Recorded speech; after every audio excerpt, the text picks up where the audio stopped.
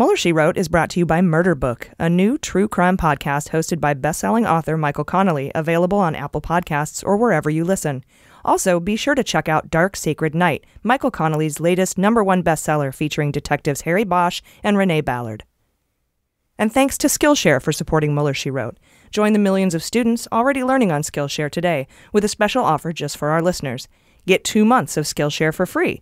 That's right. Skillshare is offering Mueller, She Wrote listeners 2 months of unlimited access to over 25,000 classes for free. Just head to Skillshare.com/AG for your 2 months free. That's Skillshare.com/AG to start something big. Again, that's Skillshare.com/AG. You'll be glad you did. And thanks to Beta Brand for supporting Mueller, She Wrote. Who says comfy can't be work appropriate?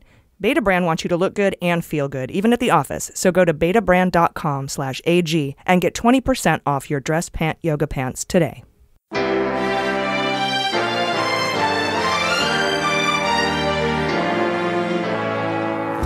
So to be clear, Mr. Trump has no financial relationships with any Russian oligarchs. That's what he said. That's what I said. That's obviously what our position is. I'm not aware of any of those activities. I have been called a surrogate at a time or two in that campaign, and I did not have communications with the Russians. What do I have to get involved with Putin for? I have nothing to do with Putin. I've never spoken to him. I don't know anything about him other than he will respect me. Russia, if you're listening, I hope you're able to find the 30,000 emails that are missing. So, it is political. You're a communist. No, Mr. Green. Communism is just a red herring. Like all members of the oldest profession, I'm a capitalist.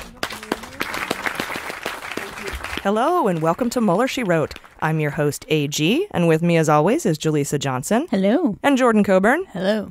First, let's get to those corrections, because we had a few this week. I had said that Roger Stone's lawyer was one of the guys who repped NWA back in the day, but it was actually Two Live Crew. In either case, it was definitely someone a Virginia politician dressed up as in blackface in the 80s. Also, I asked if the State of the Union was the only event we have a designated survivor for, and no, we also have one for the inauguration. For this State of the Union, it was Rick Perry. Ugh. Oh, was it really? Yeah. When I heard that, I thought it was a joke. No. That's so funny. It was. Who picks? I don't know. Maybe they draw straws or something. Duck Goose or I something. know. It's whoever got the furthest in Dancing with the Stars. Oh, that explains it. Yeah, yeah. Did he do Dancing with the Stars? He did. Yeah. That's real. Yeah. Oh my God. How did I miss that? Look up that video. Oh my God. Him skipping full armed out onto the stage wearing a little stripey. Oh my God. Yeah, yeah. Dude, I gotta commend his not giving a fuck. That's hilarious. Jesus. Truly, truly amazing. Maybe they picked him because they thought in the event that someone tries to assassinate the sole survivor because he can dance his way out of it. Yes. Oh, dodge the bullets with his smooth moves. Yeah. Yeah. Dance, motherfucker, dance. He just moonwalks out of there. Also, there was a little confusion about who reported that Mitch McConnell was taking Russian money first. And we used a source from the Dallas Morning News from May of 2017. And I know that the Dem Coalition was also investigating this well before that.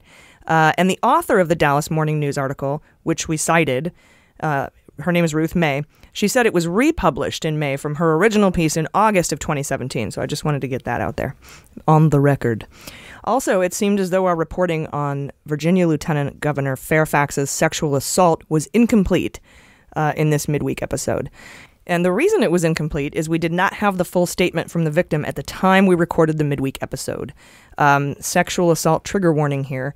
We did not yet know that Fairfax hadn't only just pushed her head her head towards his crotch, but that he actually forced her to have oral sex, according to her statement. So please know, if we had known that, if we had that piece of information, the discussion would have been very different. Right. That was your question, actually. You were wondering like how it went down, like the details, and we didn't have it at the moment, but it changes a lot of that. Yeah. Yeah, it sure does. So just wanted to let you know that.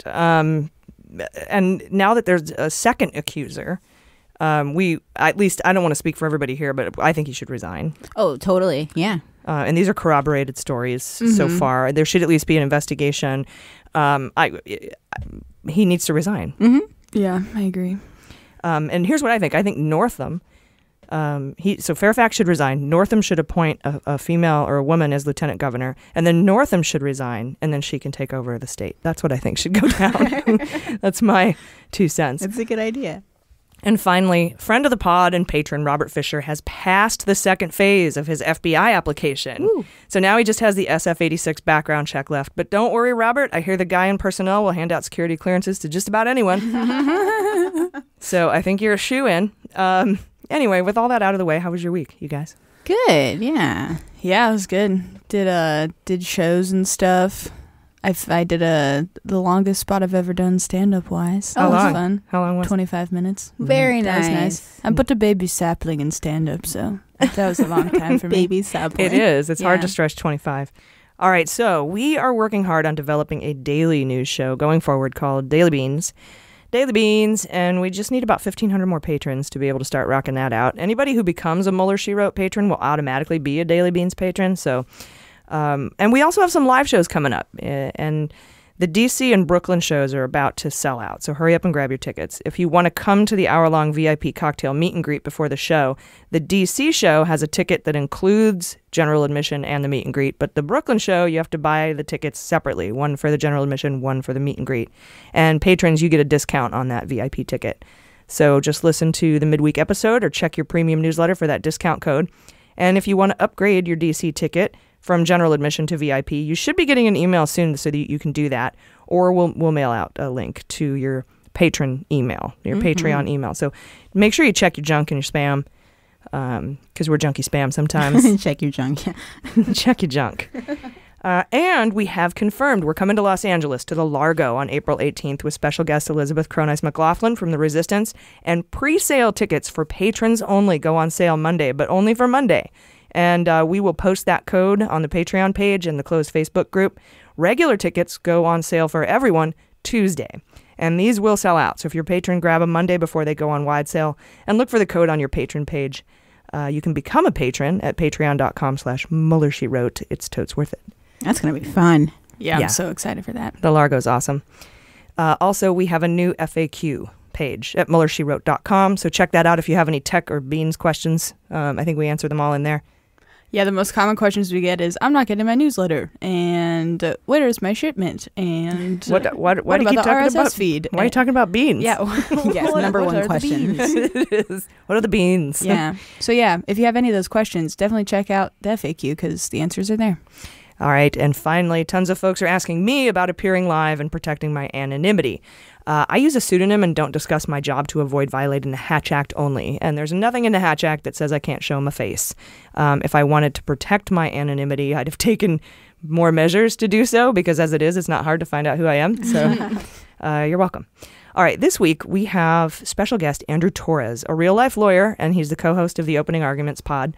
That's at the end of the show, a full interview with him. And we have a new app now that we're recording with, so the sound quality is much better, no more popping. So thanks first of all, for the feedback, and thanks for bearing with us as we improve. It's been a year plus. We should have done this a while ago. Yeah, Sorry. we're upgrading. Better late than never. Always, never stop improving. Jaleesa, you're going to be covering a crazy interview with Senator Burr. Mm-hmm. And Jordan, you have a story of the Buzzfeed document dump of the Trump Tower Moscow timeline, which is crazy. Yeah. I'll be covering investigations in the House and how they connect to Mueller. But first, let's see what else happened this week with Just the Facts. All right, Monday, 3 different stories dropped about Deutsche Bank. First was a New York Times lead that said Trump sought a loan during the 2016 campaign, and Deutsche Bank said no. Did I say Deutsche? Deutsche Bank said no. Which Deutsche want a loan? Deutsche? That should be their slogan. Hell yeah. Deutsche want a loan? Whoa, you bet your Asper cream.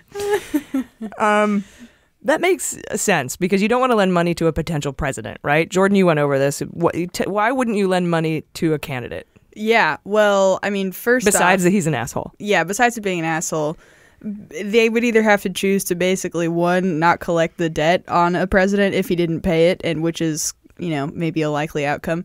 And alternatively, they don't want to have to seize the assets of a sitting president, because that's messy and weird.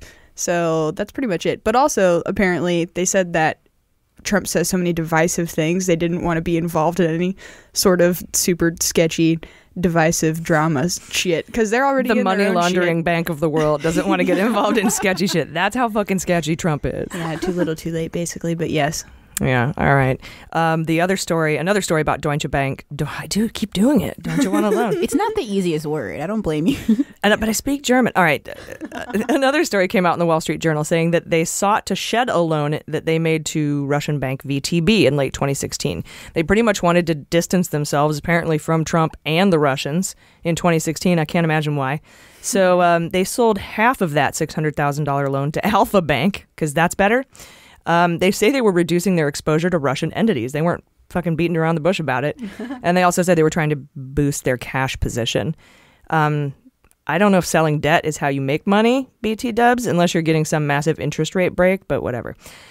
This, by the way, is the bank that lent money to Trump and got caught laundering billions of dollars. So I'm not sure why I'd expect them to be awesome. Also, early in the week, Trump went on CBS and had another interview. There wasn't much that came out of it. Jordan, you covered this in the midweek episode. If you want to hear like a full-throated version of this, check out the midweek episode. Jordan's laughing at me because I said full-throated. Full-throated is not what you think it means in this context. What was there anything that stood out in that interview? Was kind of the same old shit, other than he was sort of chill. Yeah, he was pretty chill. It was not one of his worst interviews, that's for sure. Only on account of him saying the same crazy shit he always says. But when they talked about any of the Mueller investigation stuff, for example, he said the exact same talking points he always takes. It's a witch hunt, blah, blah, blah. They talked a decent amount on foreign policy, so Afghanistan, Iraq, Iran, getting out of those wars. Said that when he took over, Syria was infested with ISIS, and now he says very little ISIS. So that's about it. Easy ice, please. Yeah, light ISIS. Yeah, but I wouldn't watch it. They talk about football for a while, which is like stupid. Stupid. Yeah. Well, he has to walk back his whole damnation of the whole league when he was all pissed over the Kaepernick stuff. Oh, that's right. He tried to skate over that. Yeah, he's like, well, I still think people should stand for the pledge, but me and Goodell are friends, whatever. Yeah. I forget what the fuck he said. Whatever. Yeah, something stupid. Yeah. So not anything we haven't heard already. Just the only thing that really stood out to me is that he wasn't yelling. Mm-hmm. That's what I mean by chill. None of his policies aren't chill. It was just his voice. Exactly. It was a little less yelly than normal. Saying all the same stuff. Then we learned that space beans are real. There's a company called Space Roasters that's planning to use the heat of re-entry into our atmosphere to roast coffee beans. I wish they were called the Great Space Roaster or maybe Super Space Beans, but I admire their verve. You have a lot of verve. Verve? The only downside of space beans is the cost. Apparently, the overheads are high when you have to launch beans into space and bring them back to Earth. But if anybody buys us some, I'll drink that shit. Oh, hell yeah. I'm just going to sell beans and say they're space beans. I think that's the obvious takeaway from this story. Yeah, like Roger Stone's? Mm-hmm, exactly. Yeah, I like it. Yeah. We should pair up with a coffee company. Yeah, I mean, everyone's defrauding people nowadays, so may as well get in while the going's hot, I like that. Get in while it's hot. Yeah, it's your whole coffee brand right there. Defrauding you with coffee. Get it while it's hot. Don't you want a loin? No. Don't you want a loan? See, I can't even do it. Good. Loin? Don't you want a loin? What's going on with my head today? Too much coffee. Too much cafefe. Then Monday, some huge news dropped, and this is big enough to be its own episode, so I'll try to keep it brief. This is potentially more consequential than even the Mueller investigation. Don't hate me for saying that. Though this investigation originated from Mueller's probe, so it came from there. The Southern District of New York issued a broad subpoena for the Trump inaugural committee, and we've been following this story for a really long time since we found out Trump's inaugural cost twice as much as Obama's, apparently, but was like 1/10 as cool. They had a bunch of high school marching bands and like some DJ drums, cool drums or something. Just like DJ cool drums, something like that. It was like one of those sick bro guys, you know, with like playing a bunch of drums and being a DJ. It's the dumbest. Yeah. You save money when they play multiple instruments. That's how you do it. I guess. So what's amazing about this subpoena, you guys, is the sheer scope of it. It requires Trump inaugural officials to hand over documents about donors, finances, activities, spending, any guests, any benefits they handed out, including tickets and photo ops with the president, federal disclosure filings, vendors, contractors, contractor lists, pretty much everything they have. It could take months to comply with this subpoena. They want to know all the benefits provided to guests and donors and donations because the inaugural has to disclose these to the FEC. Any falsification or omission is a crime because the disclosure form is signed under penalty of perjury. And this one was signed by a guy named Doug Ammerman. So you might want to throw him on your fantasy draft. Doug. Doug Ammerman. Squirrel. Prosecutors want to know if any foreigners illegally donated, as well as whether committee staff members knew that such donations were illegal, or if money was just being paid directly to vendors instead of going through the inaugural like it's supposed to so that they didn't have to report it. For tax, well, it's a nonprofit, so it's not a tax dodge. It's more of a, we don't want you to know where this money came from dodge. Right. And that bit is important because accepting foreign contributions it's only a crime if it's done with knowledge that the donations were illegal. And it also says to me that there is indeed evidence of foreign contributions, and the Southern District of New York is building a case for criminal charges. Beans. They asked for documents laying out inaugural policy for accepting donations because federal law prohibits foreign contributions to federal campaigns, PACs, and inaugural funds. So if the Trump org has these documents that lay out a policy that says we can't accept foreign donations, then that means they knew, and that therefore it's a crime, right? Mm-hmm. Jim Sciutto of CNN said that the prosecutors are investigating a giant list of potential crimes, including conspiracy against the United States, false statements, mail fraud, wire fraud, money laundering, inaugural committee disclosure violations, and violations of laws prohibiting contributions made by foreign nations and contributions made in the name of another person, known as straw donors, or if you hear us say cutout. That's what that is. Okay. And we already know Mueller indicted Sam Patton for using a straw donor to funnel money into the inaugural when he bought 4 tickets to the party for $50,000 that was recouped from a Putin-backed Ukrainian oligarch. In fact, it was Mueller's interest in Russian quid pro quo that launched this investigation in the Southern District in the first place. Go Mueller. The ultimate owner of this fund is Trump himself as a person? I don't know. I don't know who the ultimate. I think the ultimate owner is the Trump inaugural. It's an entity. It's a nonprofit. Is that to protect themselves, like basically from legal liability? No, I think it's just you have to set it up as a 501c3 or C4. Okay. 4C5 something. So you don't think there's one individual who the liability falls on? It's just everyone that was involved in any sort of passing those payments along. Well, the executives could be like take the Trump org for example. You can indict the Trump org, or you could indict the executives of the Trump org separately. Right. Just like AMI. You can indict AMI or you can indict Pecker or Dillon. Right. Separately. Dillon Howard. For this, the 2 people in charge were Tom Barrack and Rick Gates. Mm-hmm. Okay.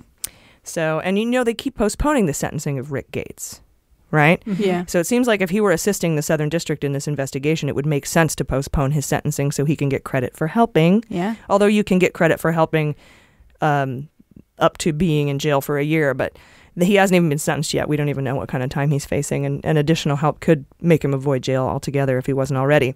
He was the deputy director of the inaugural fund, second to Tom Barrack, who I mentioned before. He's the guy who helped Manafort get the job with Trump in the first place. He's the one under investigation for his shady real estate dealings with the Qatar Investment Authority. And in a ProPublica report, we know that Barrack was seeking to personally profit from connections to the Trump administration, according to a confidential memo obtained by WNYC. The memo outlines how Barrack's company called Colony sought to benefit financially from its ties to Trump. Unabashedly white name. Colonists. This memo says, quote, "The key is to strategically cultivate domestic and international relations while avoiding any appearance of lobbying." Any appearance, yeah. Yeah, don't want to look like you're lobbying. Otherwise, we have to register as foreign lobbyists, and no one wants to do that. It's just not cool this year, 2016. And oddly, the only guy mentioned in the subpoena is Ahmad Zuberi. He was in Trump Tower around the same time Al Rumehi was there from the Qatar Investment Authority meeting with Flynn Jr. and Cohen. Probably to discuss the Rosneft Commission sell-off. Super beans, though. That's beans. And according to Renato Mariotti, friend of the pod and host of the On Topic podcast, this subpoena indicates that the investigation is in its early stages. And the massive scope of the subpoena, as I said, could take months to comply with. And the inaugural has said it will fully cooperate. So they're going to start digging. All right. I just hope his being Trump, his signature is on there somewhere. That's all I'm hoping for. It's probably not. It's probably mostly Barrack and Gates. Anyway, for more on this story, we'll be releasing the full unedited interview with Andrew Torrez of Opening Arguments podcast for patrons only, so check that out. He and I talk about that for a good 30 minutes after the interview that you'll hear at the end of the show. Also, Monday, we learned a lobbyist at the June 2016 Trump Tower meeting received $500,000 in suspicious payments. That lobbyist is Renat Akmenchen. And according to Buzzfeed News, he deposited large round number amounts of cash in the months preceding and the months following the meeting. He also got a large payment from Dennis Kotzef that was flagged by the bank. If Kotzef sounds familiar, it should. He's the guy who owns Prevazon Holdings, who was accused by the Justice Department for laundering the proceeds of a $230 million Russian tax fraud scheme that was uncovered by Magnitsky. That money laundering case is the one Veselnitskaya, who was also at the Trump Tower meeting, was indicted for recently. She declined to comment, saying, quote, "Don't bother with questions. Your article is paid for and you have your text already. Don't be distracted from what you consider the meaning of life." Damn. She went Jordan on that one. Then Tuesday, the New York Times reported that 3 firms recruited by Paul Manafort have been questioned about foreign payments in recent weeks, including the Podesta Group, Tony Podesta, the Mercury Law Group, and Skadden, Arps, Slate, Berg, and Flom. I want to get that tattooed or something. I just love it so much. The Mercury Group should sound familiar because that's the lobbying firm that Lanza worked out of, and he was trying to successfully lobby the Treasury and Congress to allow Deripaska to sell off shares of his aluminum company and have sanctions lifted off of him. And as we know, he sold those shares to his family and the Kremlin, and we lifted the sanctions, relieving him of hundreds of millions in debt. Mm-hmm. Then there's good old Skadden, Arp, Slate, Mar, and Flom. That sounds familiar because I love saying it. And 2, they're the firm that cooked the report for Rohrabacher, Gates, and Manafort on behalf of Yanukovych, who was trying to make his opponent, Tymoshenko, look like a criminal so they could justify locking her up. Van der Zwaan was involved in that, as well as Skadden, and he was indicted by Mueller and went to prison, and we've deported him. So nothing weird going on there. We knew this was coming because we'd reported several months ago that prosecutors were weighing charges against Democrat lobbyists, Vin Weber, Greg Craig, and Tony Podesta, and we'll keep you posted on this as the story develops. I say if a Democrat broke the law, put him away. Oh, yeah, totally. Lobbyists. Good old K Street. Anyway, we'll be right back. Hey, Mueller junkies. Thanks to Murder Book, the new true crime podcast hosted by best-selling author Michael Connelly, for supporting Mueller, She Wrote. Returning to his roots as a journalist, best-selling author Michael Connelly now presents the true crime podcast Murder Book, working with the very detectives from his novels and his hit television show Bosch. The podcast explores real homicide cases not covered by mainstream media. Murder Book Season 1 is The Telltale Bullet, and it dives into a 30-year-old Hollywood carjacking gone wrong that tests the limits of the American criminal justice system. Sounds familiar? Also from Michael Connelly, Dark Sacred Night, his latest #1 bestseller featuring detectives Harry Bosch and Renee Ballard. You can find Dark Sacred Night wherever books are sold. Personally, I absolutely love the way Connelly tells a story. He makes it relatable in a way that makes me feel like I have skin in the game. And aside from being a Mueller junkie, I am a true crime junkie. Though I guess the Mueller investigation could be considered true crime. But I read Connelly's book and I listened to the podcast, and it's riveting, you guys. So be sure to check out Michael Connelly's new Murder Book podcast on Apple Podcasts or wherever you get your podcasts. Or you can check out murderbookpodcast.com. Again, that's murderbookpodcast.com. You'll be glad you did.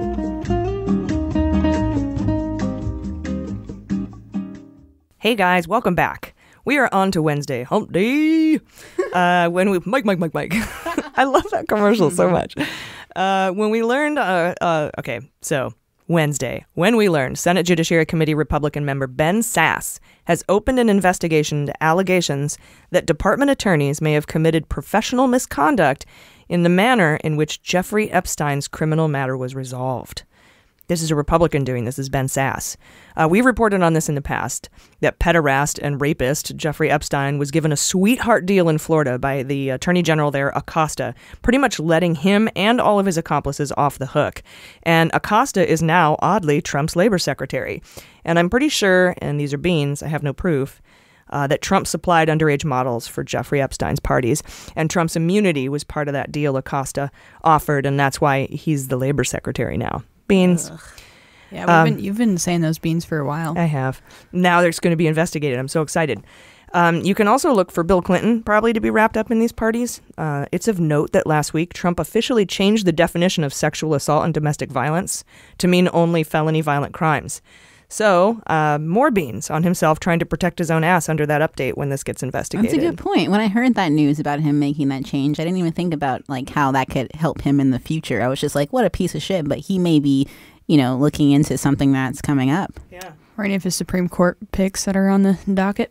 Yeah, right. Then Wednesday, the House Intelligence Committee postponed Michael Cohen's closed-door testimony from February 8th to February 28th. Citing the delay is, quote, in the interest of the investigation. The reason that this is totally cool with Schiff is because it's not Cohen that's asking for this delay. And this is conjecture, but my guess is Mueller doesn't want to risk a leak before he indicts others for lying to Congress about Trump Tower Moscow.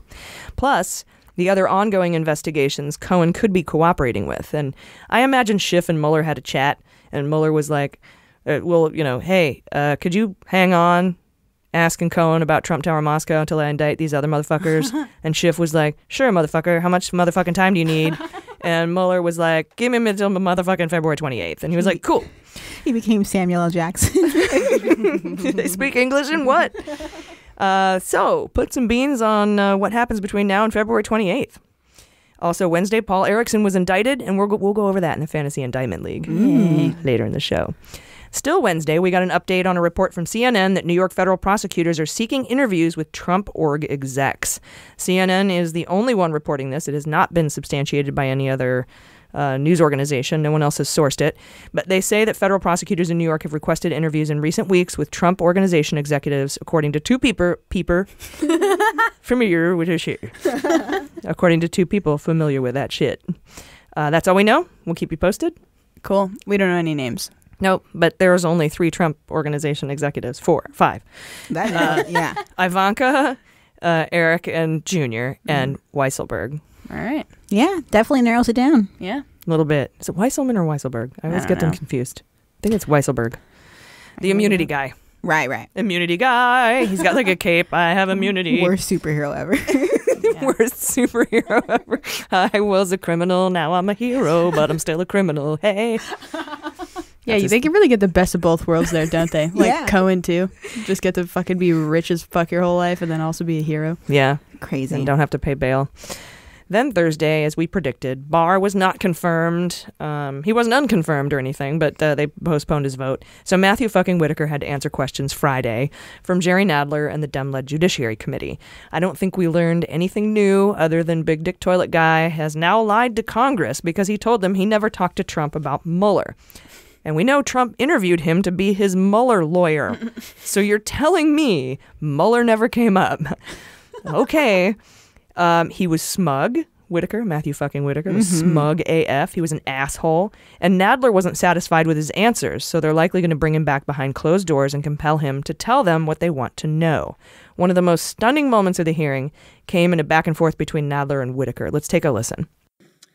Now, in your capacity as acting attorney general, have you ever been asked to approve any request or action to be taken by the special counsel? Mr. Chairman, I see that your 5 minutes is up, and so I'm...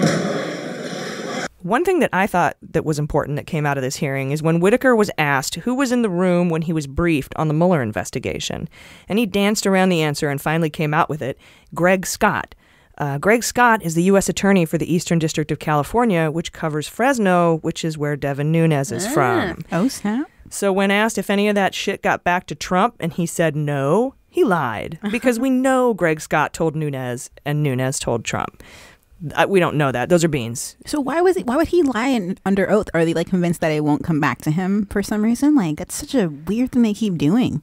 I don't know, but I'd be so scared. They kept getting at it like, did you tell any associates? Were there any associates? Were there any Trump associates? Were there any Nunes associates? Did anyone possibly ever go back to Trump with what you said, whether you asked him or not? And he's like, oh, as I sit here, big dick toilets. He didn't sweat too much this time, though. No, he had drank 800 bottles of water. Oh, there you go. And he must have had a little fan. Right underneath him. Like in his lap, just blowing right on him the whole time because he did not sweat.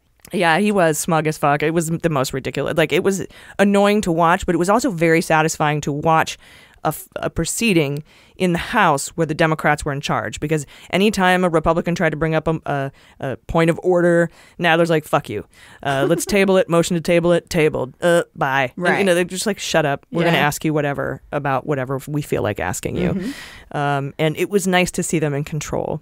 It really was. That made me I got a little justice horny. Justice boner. Smugness almost doesn't even bother me anymore like it used to, because I just see it as the transparent thing that it is. Just insecure little boys. Yeah. It is annoying, though, when they are running things. That does add to the frustration. It is, and that you can't make anyone else see it who refuses to see it. You're like, oh my God, I can't even believe that this is not so fucking obvious to you. Right. But they are slowly losing power, right? That's the idea, is that it's like slowly being taken away from them. It's nice. And I can't wait until we take over the Senate and the White House, too. Let's see. So Matthew fucking Whitaker says he's not obstructed the Mueller probe in any way. The good news is whether or not you believe him, we will find out, because the law provides any block on any behalf of the acting AG has to be reported to Congress when the Mueller report comes out or when the Mueller investigation ends, like if he's fired or something. Right. On Thursday, we got the transcripts of Manafort's court hearing that took place on Monday, and they were redacted a lot, but we did learn that Manafort kept working in Ukraine even after he was indicted by Mueller. And that prosecutors think Manafort may have told one lie, a specific lie, to increase his chances for a pardon. Wow. But we don't know what lie that was. It was redacted. Yeah.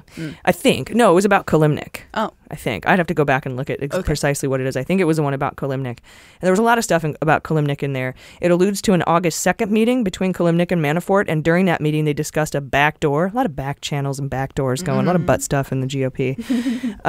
The prosecutor said that meeting goes to the larger view of what the motive is in this whole case, and, quote, it goes very much to the heart of what the special counsel's office is investigating, unquote.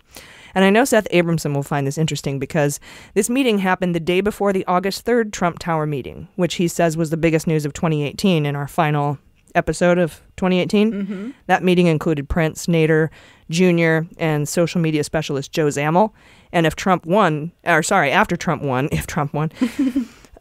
he won, if you remember, Nader paid Zamel like $2 million. And Zamel came up earlier with all these different like social media cheating ideas and presentations. And then they did it. But they said they didn't do it. But then he got $2 million for doing nothing, I guess.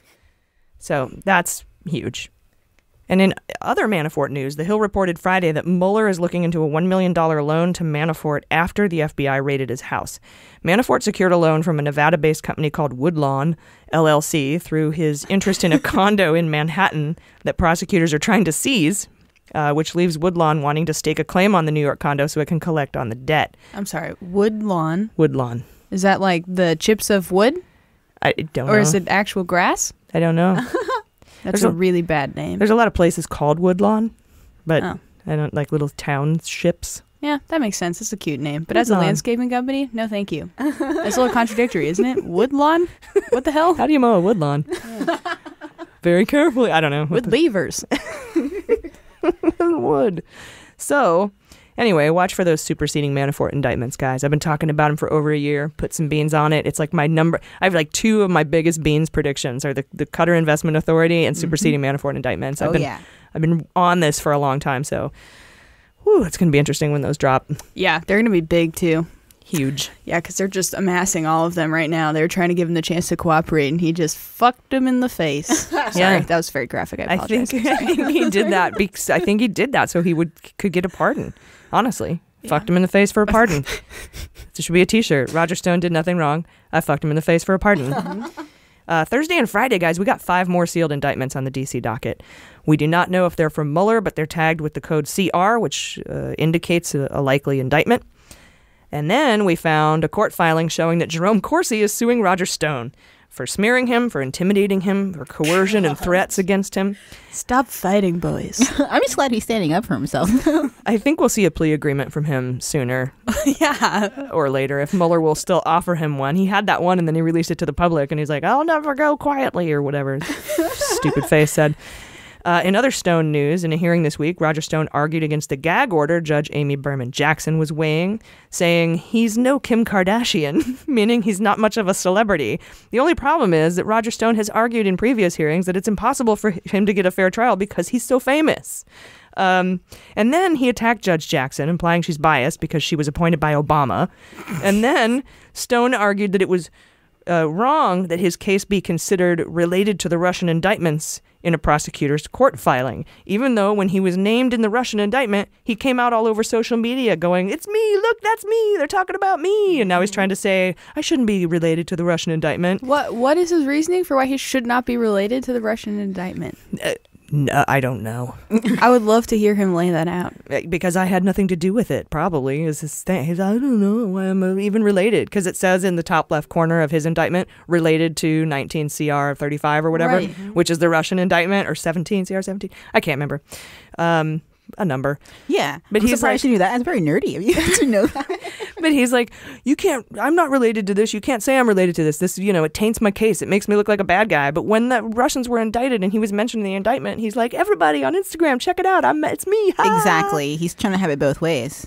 And he's doing that. And on the famous thing, too, he's like, you released the gag order on me. I'm not famous enough. I'm not like Kim Kardashian. I'm not famous. But like his whole life, he's like, look how famous I am. Whatever. If you have 2 cases, it doubles your chances of winning one, right? Yeah. I mean, he is very... That's true. I mean, it could be logical to Roger Stone. I got to get me 2 cases like that Manafort. Double down. Hit me. All in. I'm all in. He is kind of like Kim Kardashian in that he experiences a drastically undeserved level of fame. Oh, yes. That is something that is... infamy. Yeah.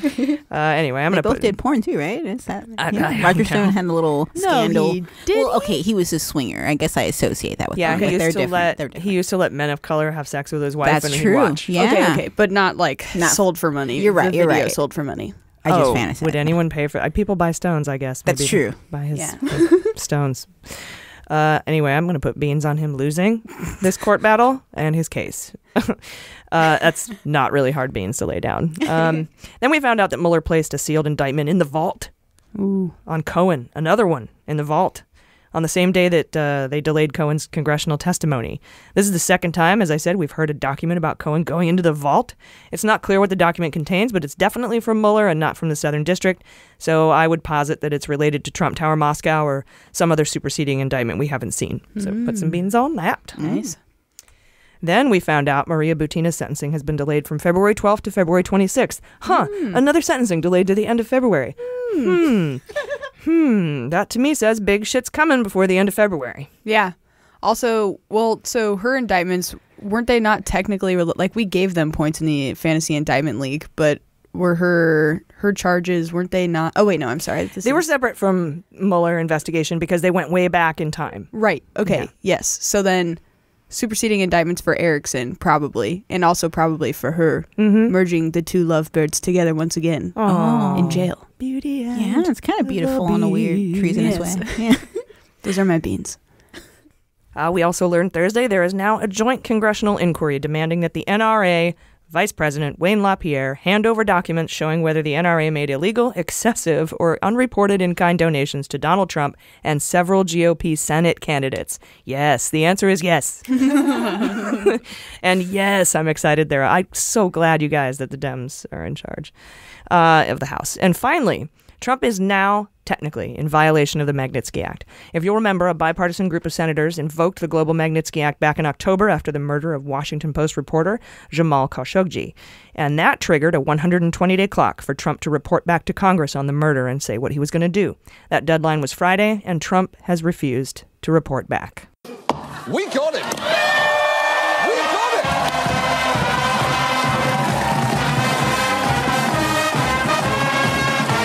That's crazy how that's like a minor headline in all of this. Like there's so much crazy shit going on that him breaking that law is like just another thing. That's huge.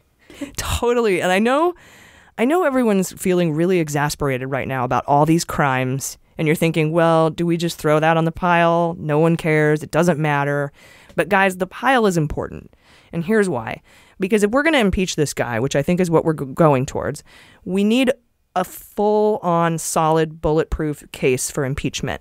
Because if we go at it half-assed without the Mueller report, or if we don't have all this, giant stack of impeachable offenses, and we get him impeached in the House, because that'll be easy because the House is Democratic. Right. but he has to be removed by the Senate. Otherwise, he stays, and he could actually get a boost like Clinton did when he was impeached but not removed. Right, reinforced. So you just have to be patient. We have to wait until we have all the dirt, including the Mueller report. And I know people are like, start it now. But if you don't have that full-on, full-throated, I'm going to use that a couple times because I like your face when I say it. If you don't have that, you run the risk of losing. And that's why the Mueller investigation is taking so long, is because if you don't put together a solid case that they can't knock down, you run the risk of losing the case. Right. What you just said about thinking that he's going to be impeached, that's kind of new. Because last time we talked about the roadmap for his removal, it was just not voting him back into the second term. Well, I mean, honestly, what I think is that they'll offer him like a Spiro Agnew deal. Keep your businesses, keep your money, resign. Yeah, okay. And you think he'll take it? Yeah, I think he will. He should. If he doesn't, he's stupid. If he knows what's good for him. Well, we know that's true. So, and impeachment could take long enough to lead us right up to the election. Yeah. But, I mean, we have to do what we have to do. Totally. Yeah. So. If he has impeachable offenses, he should be impeached. Which he definitely does. 1,000%, yes. Although I've felt like, for example, with his inaugural fund, right? If his name isn't actually on that, and his name isn't technically on these other things, do you think he could just literally be the last man standing while literally everyone else around him is just in jail? Well, the thing about impeachment is they don't have to be crimes on the books. Right. Right? Like lying to the public is an impeachable offense. Yeah. Misleading the public he should be gone. Yeah. Misusing or abusing your power, like in using a pardon or having the IRS go after you or trying to double the Amazon costs by pressuring the Postmaster General. All these things are impeachable offenses. Right. Yeah. They just have to make the strongest case for Republicans to also impeach him. That's got to be tough. Yeah, Republicans in the Senate are going to have to be on board. And so you want everything. You want to come at him with every single thing that we can. And that Mueller report is going to be key to that. And, a lot of these other things we need to wait, like just, add it to the pile. Oh, nothing's ever going to happen. Things will happen. Yeah. Just not as soon as you wish. And right. I'm sorry. It's true. Don't be mad at me. Anyway, we'll be right back. Hey, Mueller Junkies! Skillshare is an online learning community for creators with more than 25,000 classes in design, business, and more. You'll discover countless ways to spark your creativity and fuel your career. Take classes in social media marketing, mobile photography, creative writing, or even illustration.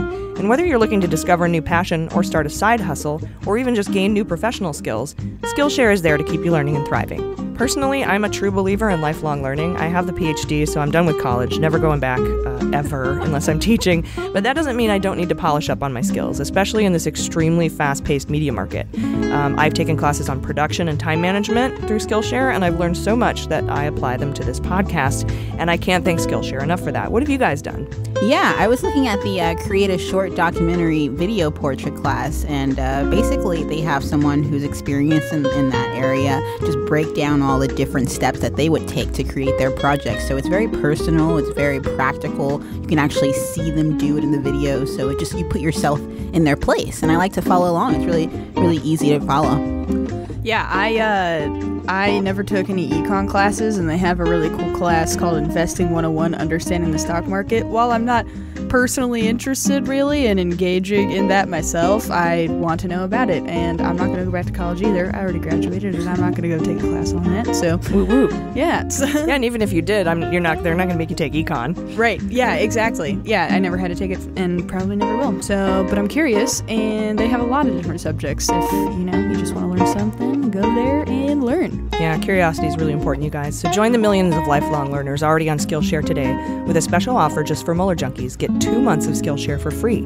That's right, Skillshare is offering Mueller She Wrote listeners 2 months of unlimited access to over 25,000 classes for free. To sign up, go to Skillshare.com/AG. Again, go to Skillshare.com/AG to start your 2 months now.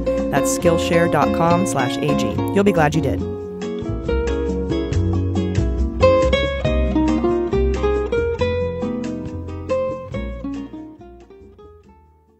All right, welcome back. Hot notes. All right, guys, for today's Hot Notes, Jordan has an incredible Buzzfeed story about Trump Tower Russia. But first, Jaleesa, you have an interview between Republican Senator Burr and CBS. Yes. So the Senate's investigation into Russian collusion and intelligence turned 2 years old last month. And the chairman of that committee, Richard Burr, gave a rare interview this week with CBS News describing his committee's cooperation with the Mueller investigation, plans for their own final report, and he gave hints at what kinds of questions might remain unanswered from the report. So since Burr is a Republican heading a Russian investigation, a lot of people were speculating that this probably wouldn't be a bipartisan effort. But 2 years later, he actually proved that he seems more motivated by facts than politics. He said the biggest compliment he's received from witnesses is that they can't tell which interviewers are Republicans and which ones are Democrats. And he said that's the way it should be. And then Seth Abramson also pointed out that the committee has decided to keep powering on with the investigation despite pressure from other Republicans that want to wrap it up. He also made a note of the fact that the information gathered from this investigation will help the Senate study Russian intelligence for decades, and that this GOP-led committee actually has a murder board in their office. So they have like this legit, board with all the information they've been gathering. And Seth is saying that they're going to, well, actually Burr said this, they're going to use this information for a long time. And in regards to the scope of the investigation, Burr said, "I don't think we've got any rock that we haven't turned over." He also said their final report will show that the investigation goes far beyond the 2016 election and that this wasn't just Russia saying, quote, "let's go screw with Americans" in 2016. So he's talking about how broad it is. He also assured that one of the committee's core purposes is to explain as much to the public as they possibly can. However, some of the details in the final report are so classified that much of it could still be redacted. Something else really interesting that he said was that he doesn't think it's, he said, "I think it's safe to say we've interviewed people that I don't even know if the special counsel knows about yet. But you've got to remember that we're on a totally separate path than what they are." So he's saying with, over the 200 plus witnesses they've interviewed, that a lot of them are probably not even in Mueller's list. So we also learned that it's taking so long, the Senate investigation, because for each witness, it's added like 3 weeks to the process. So for 200 witnesses, they've had to spend 3 weeks on each person, not to mention over 30,000 documents. They've done a lot of research, not to mention some people are just hard to track down or refuse to talk. Apparently, some people even requested to be subpoenaed so it would look like they had no choice but to talk. Yeah. Hey, could you subpoena me so that Putin doesn't kill me, basically? Or Trump's not mad? Yeah. It's really weird. Burr said, "If I can finish tomorrow, I would finish tomorrow. We know we're getting to the bottom of the barrel because there's not new questions that we're searching for answers to." All right, I think that's bullshit. Well, it sounds promising. I feel like there's not the whole thing, just the last sentence. Right. Yeah. There's never going to be an end to the investigation, I think, in terms of all the collusion and backdeal plans. But as far as what the Senate's investigating, and considering they're going in a different direction from Mueller, they're saying their particular path is about to wind down. Yeah. And that Mueller could have gone a different way that requires longer. But right. I think that's interesting. At least they're admitting that there are some things that Mueller will answer and some things they'll answer. They're not really mentioning much on the collusion part, though. They're saying that one's to be determined or it's up in the air. So that's kind of bullshit. Yeah. That just seems like a weird thing to say before an investigation is concluded, that he doesn't think there are any rocks that haven't been turned over. It's right. How are you in a place to say that yet? Exactly, while also admitting that Mueller will do things differently. It's like maybe, I don't know, they might have a really particular focus that's so different from Mueller's that they knew that their end of it is just kind of dunsies. But it is kind of a vague thing to say. And it's also terrifying that he's like, this Russia 2016 thing is just a small part of a giant problem. Yeah. And I'm like, oh. Yeah. But no more stones. Right. No more rocks. If the Russian investigation is like a tree, their branch is about to be done, but he's like, yeah, but this tree's still on fire. Yeah. So that's tough. All right. Well, thanks, Jaleesa. Yeah, no problem. You. And if you get a chance, take a listen to that interview. It's pretty good. Jordan, what do you got on BuzzFeed? Yes. So again, for our patrons, I covered this in our midweek episode. So you can, earmuffs, as I say. So basically, BuzzFeed, as I'm sure a lot of you have heard, got a hold of a bunch of Trump work documents that really just establish a super graphic timeline that outline the connections between talks of Trump Tower Moscow and Trump's excessive praise of Putin that he's putting out publicly. And even better, these documents outlined the negotiating that was happening after Cohen said the negotiating stopped, essentially confirming all suspicions that Trump and his team were trying to secure a Trump Tower deal in Moscow by using the stage of Trump's campaign to establish a network of support within the Kremlin and with Putin himself. So while these documents were technically non-binding, as you'll hear them say, they were just letters of intent, you'll find out once you read this timeline that they're still way more detailed than anything anyone on Trump's team or Trump himself is trying to suggest. Yeah, and the thing that makes me crazy is they're non-binding, right? And that makes Trump sad. Trump wanted a binding agreement. Trump wanted to make money on these. And Putin just refused. Well, that's what the Russians do. We've talked about this before. When they find a patsy, when they find somebody who's just easily turnable, they get a bunch of compromising shit on them, P-tape, and then they dangle great stuff in front of them.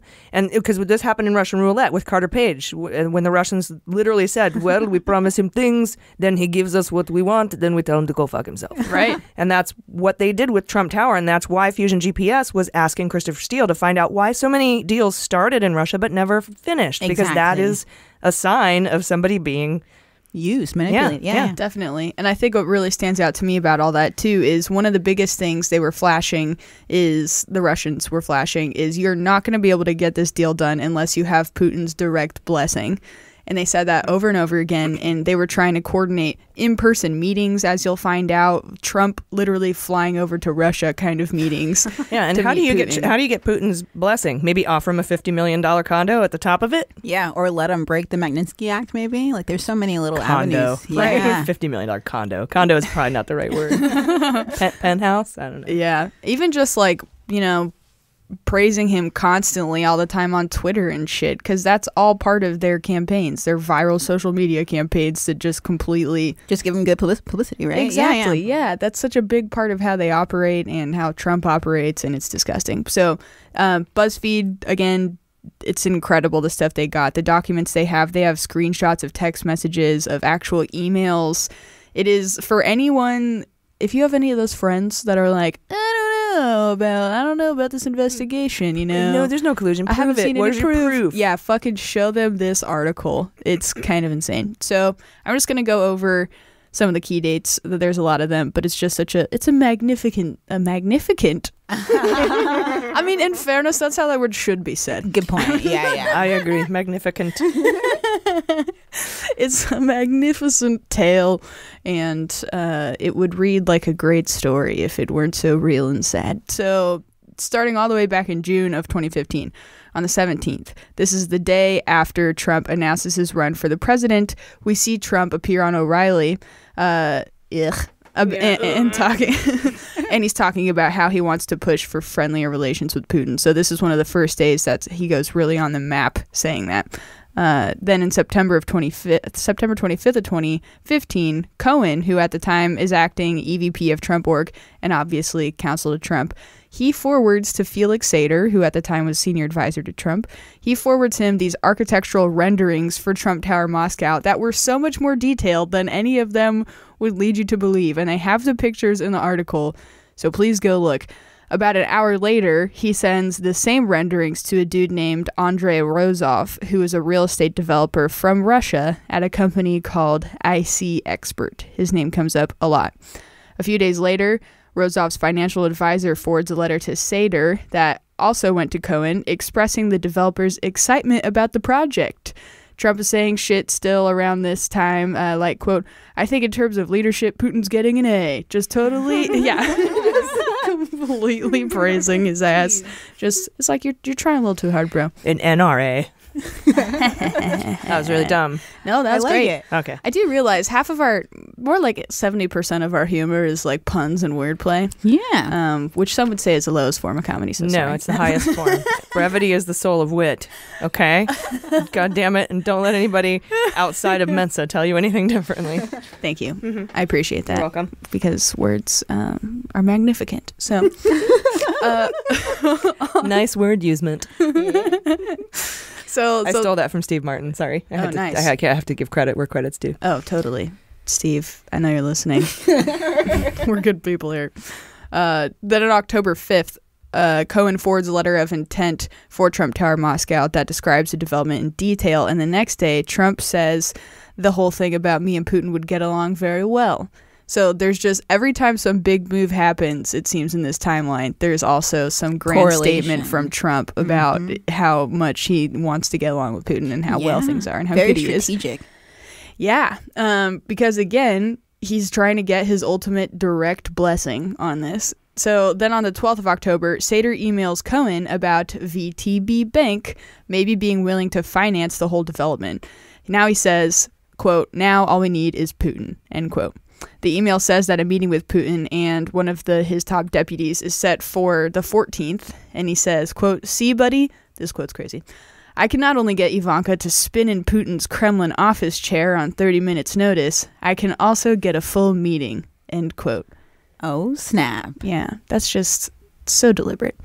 And so detailed. And so not just a letter of intent, you fucks. Right. So then on the next day, a second version of that letter of intent goes and gets on its own. It has sentience. It goes to Rozov and it gets his signature, right?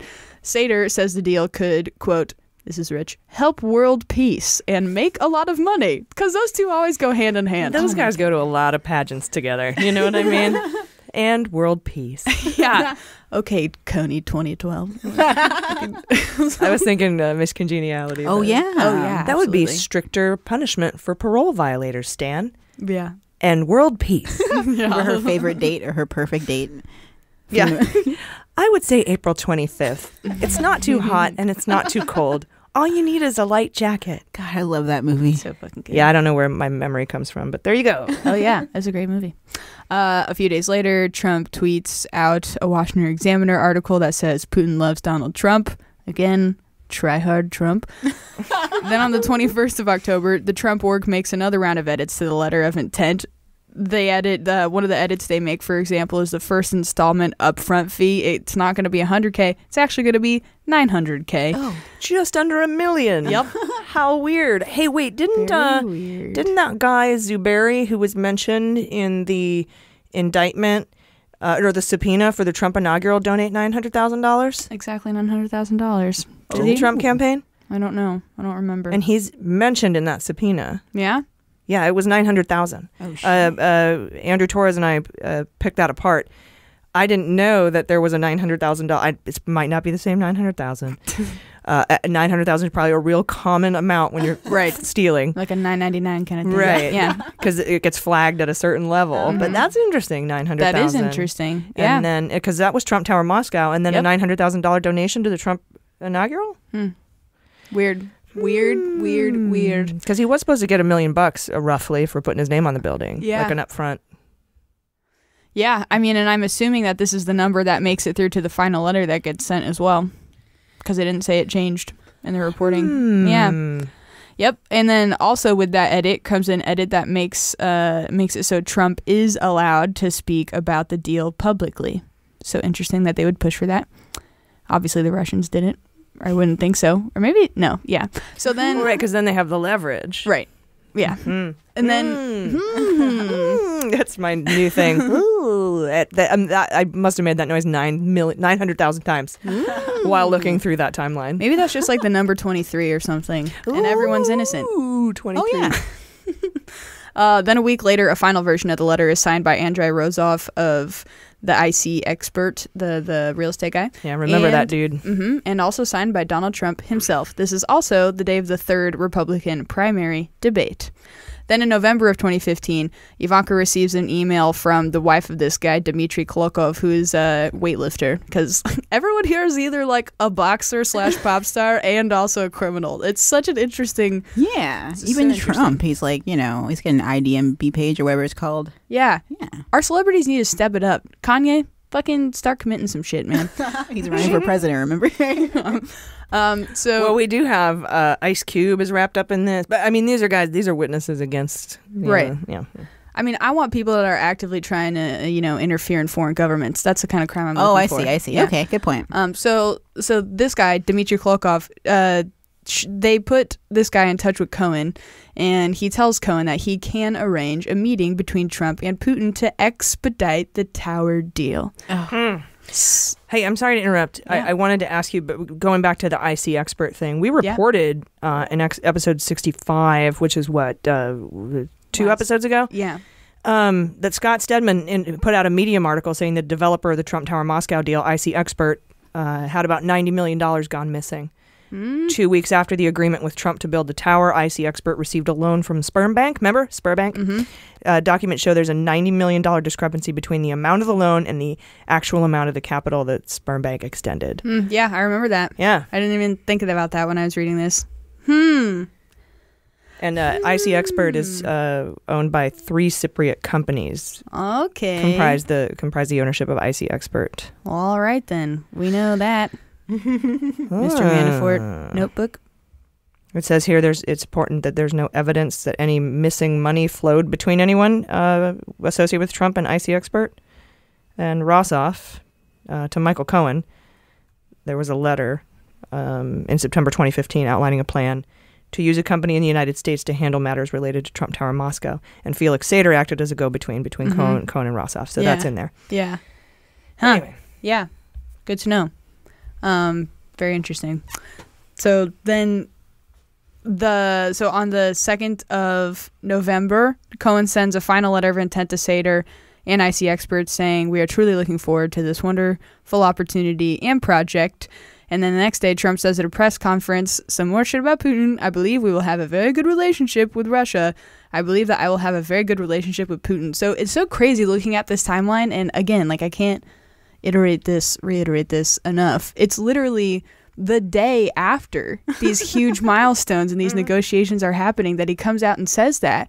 It's not even like it's around the same time. It's like the same day or the day after. Same thing with the, "I hope you're able to find 30,000 emails." That also is like the same day. Like, it's crazy. It's so insane to me.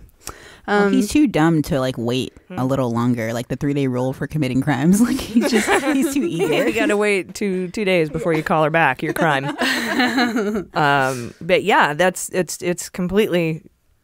And that's why I think it's so important that we have this curatorial journalism that Seth Abramson talks about, so that all these things are put in context. Like my favorite history teacher, I've talked about her before, Mrs. Ahrens, when I was in high school, taught us that when we learn about things in history, we should consider all the other things that were going on around in the world at the time, so we can put it in context and have a frame of reference. And so putting this was incredible for BuzzFeed to do, to put these things on a timeline right next to all the things that Trump was saying, or to say, for example, when Trump said, "Russia, if you're listening, 30,000, I'm an asshole." Within hours is when they tried to hack Hillary Clinton's email. Russia did. So it's very important. Very important to put these to put this context together. That's what Mueller's going to do, and that's what is taking him so long. Absolutely. Yeah, they're all very responsive to one another, what Trump says and what these events are. On that same day, also, this is the 3rd of November, Sater emails Cohen saying that he's going to the Bahamas with the Russian developer, and this guy apparently rented a private island for them, and he tells Cohen to get him the video clip of Trump promising improved relations with Russia to share it with Putin, because he says, quote, "It will help our cause," end quote. So they're just fucking renting out islands and shit. Again. Oh, God. Not just a small letter of intent that meant nothing. It's so extensive. It sounds like a show that Trump could have. Apprentice Island. Oh, my God. That's White Island right there. It's White Island. I guarantee they already filmed the pilot and it failed. I guarantee. That is just because he's there and he's like, "This would be a good show. If I lose, I should do this show." On Trump TV. We'll have Cutter fund it. Oh, God, Trump TV. I can't believe that doesn't exist already also. It does, right? Like it was in the there's a media company he's putting together with all the old Fox guys or something. Oh, my God. He's a mogul, man. Amazon, I'm saying this right now. Bezos, I know you're not busy. If you put that on your fucking Prime, I'm going to have to deactivate my account again. Again? I did it over the NRA TV, and I'll do it again. So you'll sign up again and then deactivate it? Yes. Okay, so then we have some more Putin-Trump love that happens in December. Putin calls Trump talented, whatever, blah, blah, blah. Then 2 days later, Sater says that he's working with a former Russian military intelligence guy to help contact Russian banks for investment, and they're shooting for VTB Bank. Yep. 10 days later, in response to Trump saying that he barely knew Sater, because once these contacts start coming out, he tries to distance himself from Sater, right? Sater sends a text to Cohen saying, "That story made me look really bad, and I took it on the chin. It lasted 1 day because I kept my mouth shut for you and your team. Cover up." On the 14th of January 2016, Cohen contacts Putin's press secretary asking about the status of Trump Moscow project, which is what they changed the name of it to, and then also emails them a couple days later. Finally, on the 20th, they hop on a call. This is when Cohen tells them that Trump Org will give the tower's $50 million penthouse to Putin. This is the day that happens. Yeah. Yep. On the 25th of January, Cohen receives an invitation from another real estate developer, Andrew Ryabinsky, to visit Moscow and look at land options. Yeah, Sater keeps asking for dates when Trump can break off from the campaign to travel to Russia and meet Putin. Then from January to May 2016, there's a drop-off in the communications that they have because apparently Cohen and Sater switched over to an encrypted messaging app called Dust. Then they're back online May 3rd, and Cohen says that to Sater through a text that Trump should travel to Russia after he becomes the nominee after the convention. They were pretty sure about him winning that nomination. They're planning their schedule around it. That is how confident. Although that could just be the pure unmitigated confidence that they live their life with. Who knows? Maybe that's not sketchy at all. A couple days later, Sater says Cohen will be invited to St. Petersburg International Economic Forum by Putin's press sec. So more, opportunities for the Trump team. Mm-hmm. On the 26th of May, Trump gets the delegates needed to win the presidency. Then we fast forward to June 9th. That's our Trump Tower meeting. I don't know why I said our, ew. That's the Trump Tower meeting with DTJ, Veselnitskaya and company, you know, that whole thing. Meeting set up by Goldstone, where, as we know, Goldstone said the information was part of Russia and its government's support for Mr. Trump explicitly. On the 14th of June, Russian hackers hacked the DNC. That's also the same day Sater recalls that Cohen told him that the deal for Trump Tower Moscow was off. June 18th to the 21st, that's the RNC. They elect Trump as their candidate. The 22nd, the day after that, is when WikiLeaks starts publishing their emails. And on the 26th, Trump says he has 0 investments in Russia. Mm-hmm. Dude. Fast forward to 2018, November 29th, when Cohen pleads guilty to lying to Congress about Trump Moscow. And this is the same day Trump says, there was a good chance that I wouldn't have won, in which case I would have gotten back into business. And why should I lose lots of opportunities? So there's a beautiful story. Wonderful. We can make a calendar just with all the dates of all the collusion. Yeah. The collusion calendar, yeah, make them all little holidays, like a beach week calendar. Exactly. Yeah. It's just so insane. It's just like so explicit. When I first read that and looked at all the images, and it just it blows my mind how explicit it is. Yeah, looking back now with everything we know, really puts it into perspective, like even more so. Because I felt like a year ago we were like, whoa, and now it's like, holy shit. Yeah, it's interesting to see it all come together. Yeah. Mm-hmm. All right, thanks, Jordan. For my hot note, and for the winner of all-time best responses to Trump's State of the Union address, that's the House Democrats, you guys. As you know, Trump said in his State of the Union, which was, to me, a line obviously written by Stephen Miller, that we need peace and legislation, not war and investigation. And the next day, the Dems responded with a giant fuck you when the Intel Committee launched a massive investigation into Trump Russia, basically reopening the bullshit farce of an investigation led by Nunes when he was in charge of that committee. Yes. There are 5 major areas Schiff said that they're going to look into. Number 1, the scope and scale of the Russian government's operations to influence U.S. political processes and the U.S. government response during and since the 2016 election. Number 2, the extent of any links and or coordination between the Russian government or related foreign actors and individuals associated with Donald Trump's campaign, transition, administration, or business interests in furtherance of the Russian government's interests. Mm-hmm. Number 3, whether any foreign actor has sought to compromise or holds leverage, financial or otherwise, P-tape, over Donald Trump, his family, his business, or his associates. Number 4, whether President Trump, his family, or his associates are or were at any time at heightened risk of or vulnerable to foreign exploitation, inducement, manipulation, pressure, or coercion, or have sought to influence U.S. government policy in service of foreign interests. And number 5, and this one's good, whether any actors, foreign or domestic, sought or are seeking to impede, obstruct, and or mislead authorized investigations into these matters, including those in Congress. Nunes, we're talking about you. Yes. Fuck yes.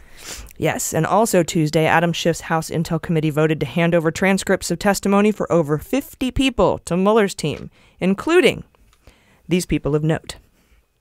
Might want to slow this down to half speed. Junior, that's Trump's kid. Hope Hicks, Trump's close assistant. Corey Lewandowski, Trump's first campaign chair. Keith Schiller, Trump's bodyguard. Kushner, that's Trump's son-in-law. Brad Parscale, he ran Trump's 2016 data campaign and got all mixed up in Cambridge Analytica, and he's the 2020 campaign chief. Bannon, we know who he is. Eric Prince, he's the Blackwater guy whose sister Betsy DeVos is the education secretary, and he met with Nader, Dmitriev, and others in the Seychelles to set up a back channel and talked about lifting sanctions. Yes. Alexander Nix, former CEO of Cambridge Analytica.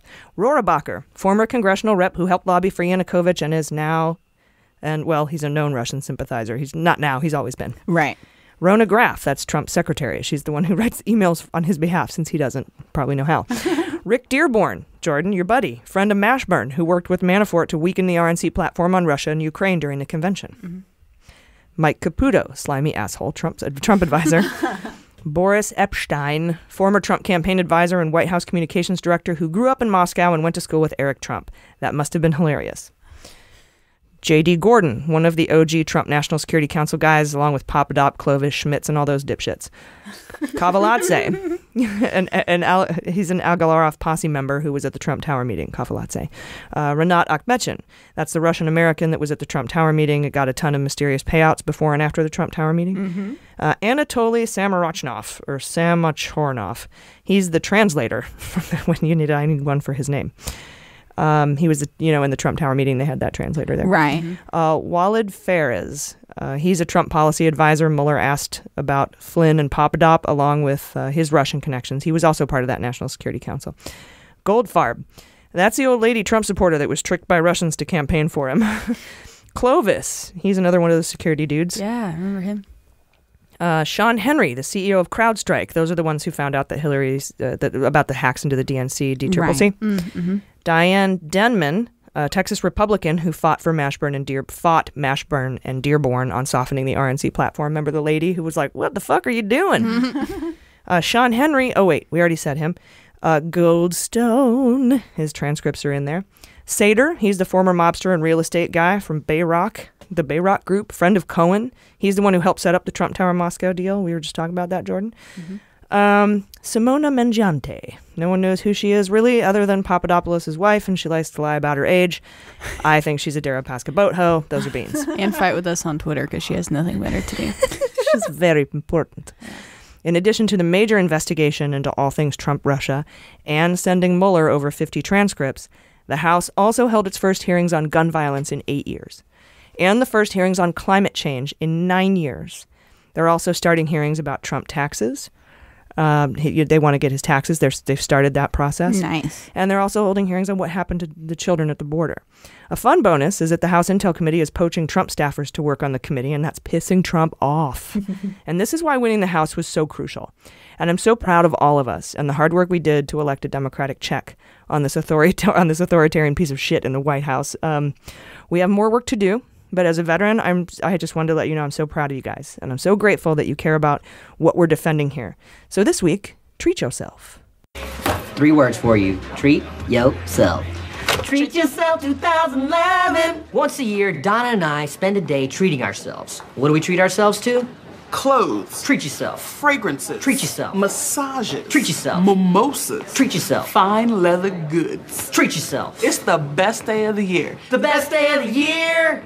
That's right. Go get a massage, have a glass of sparkling rosé, take a day off work and chill, smile at yourself in the mirror, take a power stance, have some cake, and then let's get our noses back to the grindstone, because the next 20 months will determine whether or not we make it as a democracy, honestly. And we need each and every one of us working together to save it. Oh, yeah. Well said. We'll be right back. Hey Mueller junkies, as you all know, I have a day job as a government exec, and while I have to look professional, I really like to stay comfortable, and that's why Beta brand dress pant yoga pants are the staple of my wardrobe. They're super comfy, but they're sleek and professional at the same time, and they have a ton of styles like bootcut, skinny, straight leg, and cropped. They're wrinkle resistant, so they pack well and travel well. They're stretchy, and they have belt loops, and the most important thing ever, some of them come with actual pockets. I love that. And like Mueller, she wrote, they're super open to feedback and crowdsourcing, so I encourage you to give them a try. They're seriously my favorite work pants because comfort is that important to me. Have you ever been in a meeting, like, and your pants are, like, cutting into you? Well, for me, sometimes they're too hot or itchy, but these pants, I swear to God, they're breathable, they're stretchy. It's like wearing jammies at the office. I love them. Guys, right now they're offering Mueller Junkies 20% off a pair of yoga pant dress pants. So visit betabrand.com/AG to get your 20% discount today. I am serious, you guys. You need to have these. And now you can have them for 20% off. Just head to betabrand.com/AG. That's betabrand.com/AG. Again, visit betabrand.com/AG for 20% off your yoga pant dress pants. You'll be glad you did. You guys ready for sabotage? Yes.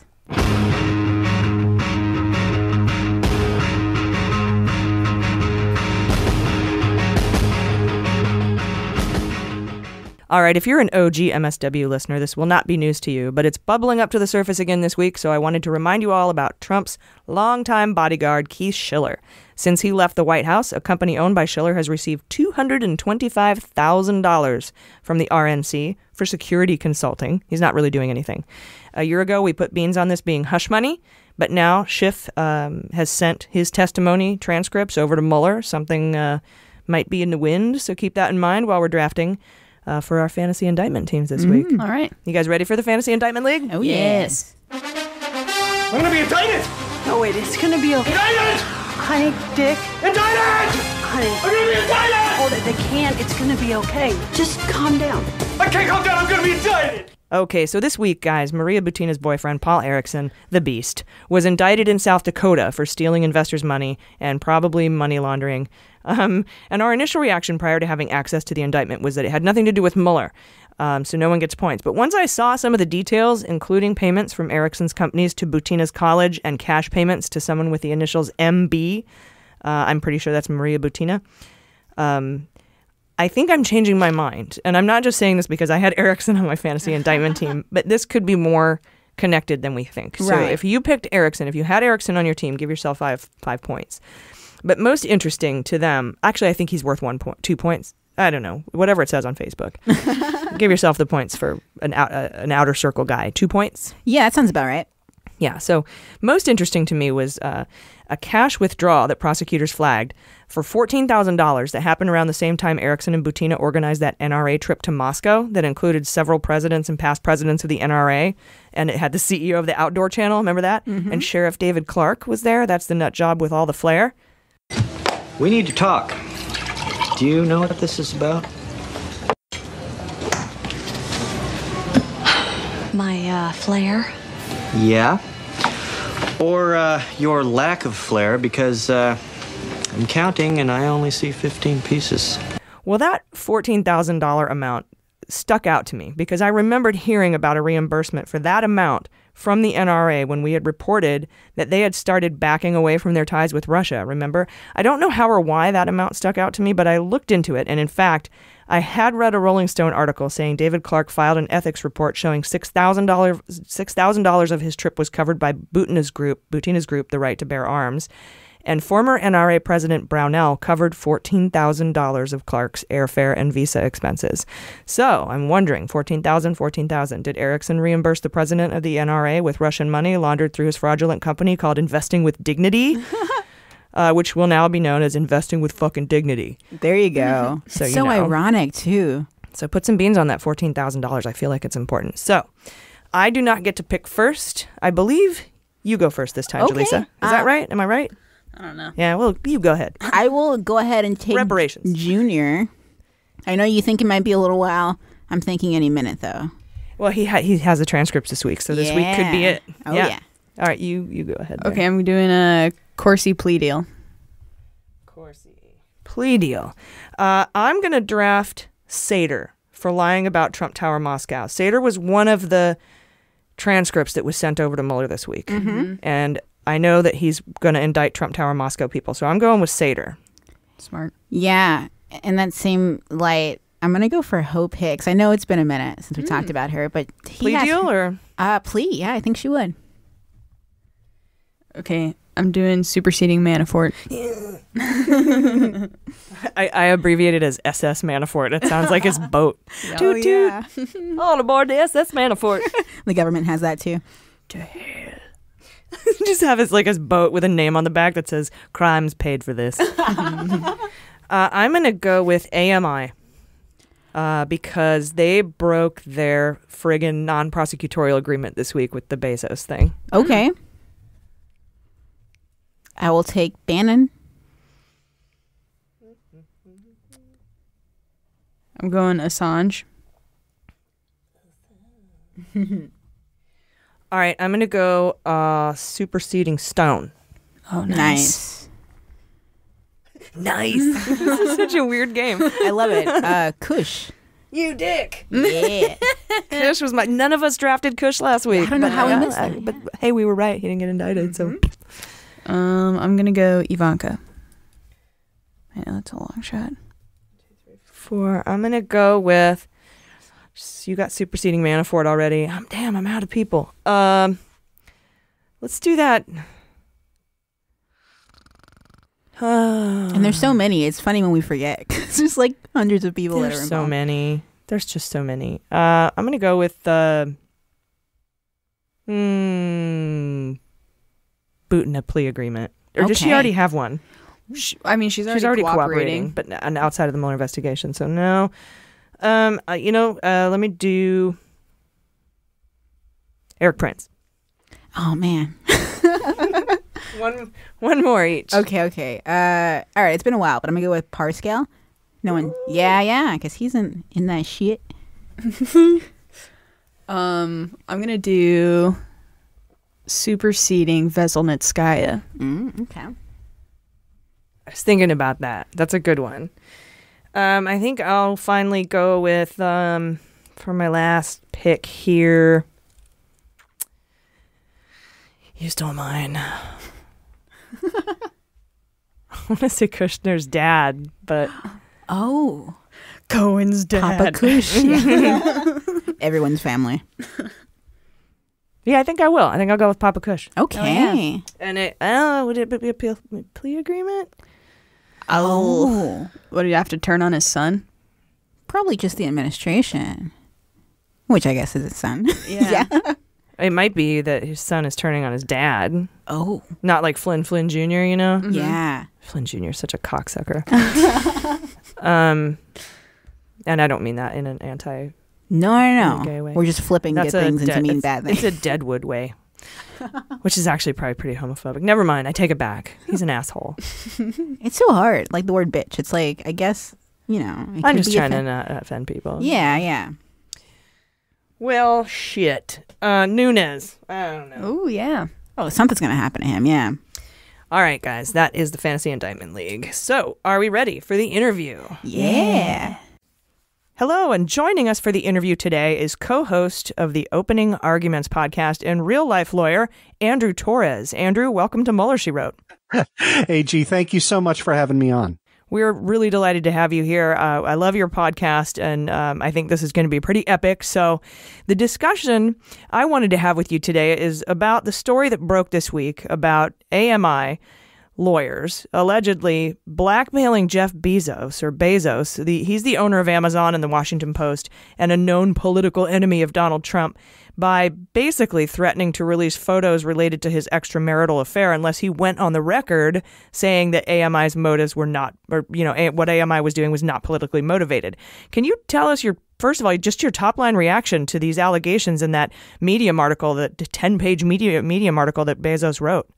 Yeah. So let me say it this way, right? I, among my day job includes, I represent a bunch of podcasts. So, it's literally true to say that I vet dick jokes for a living. I've kind of a strange legal career. And this is the most bizarre correspondence between lawyers that I have ever seen in my entire life. It absolutely has sort of all the makings of extortion around it. And, like when you start to pour through it, you see completely contradictory statements, right? Like you see AMI's lawyers on the one hand saying, it was perfectly legitimate for us to capture, naked photos of you, Jeff Bezos, and for us to publish it. But by the way, we're happy to enter into an agreement to not publish a thing that would obviously make us a lot of money as a tabloid press. I mean, it's just, it's crazy. It's insane. I've never seen anything like it. Yeah. And speaking of, gosh, that email, that really odd exchange. Well, I can't remember the name of AMI's lawyer again, but is he jeopardizing his bar membership in doing this kind of thing? I mean, it seems straight out to me, it seems like extortion. Yeah. So a couple of things. I mean, I want to talk about extortion. The deputy general counsel who's on the email that contains the proposed terms is John Fine, not somebody I know. In terms of could he get disbarred, you typically don't get disbarred as a lawyer. I mean, this is one of the shames of our profession. You can do all sorts of horrible things, but so long as you're not commingling client funds, you typically get, censured or reprimanded or whatever. I don't know of I'm sure there are some. I don't know of a case that involves a lawyer getting disbarred for being super shady. But that being said, right, I share your take on things, right? Like the federal extortion statute, right, says that's 18 USC 875 says that it's a crime to intend to extort a thing of value by threatening to injure the property or reputation of someone. And like state crimes that deal with extortion define it as trying to get something of value in exchange for an accusation that would bring a person into contempt or disrepute. And right, that seems to be what this is, right? we will publish, dick pic of you and, other things that are really only, moderately embarrassing in exchange for you killing a story. And that sort of seems to fit the definition of the statute to me. Yeah, and we know that one of the lawyers, along with Fine, is Dylan Howard, or at least one of the people who was involved, deputy director, I think.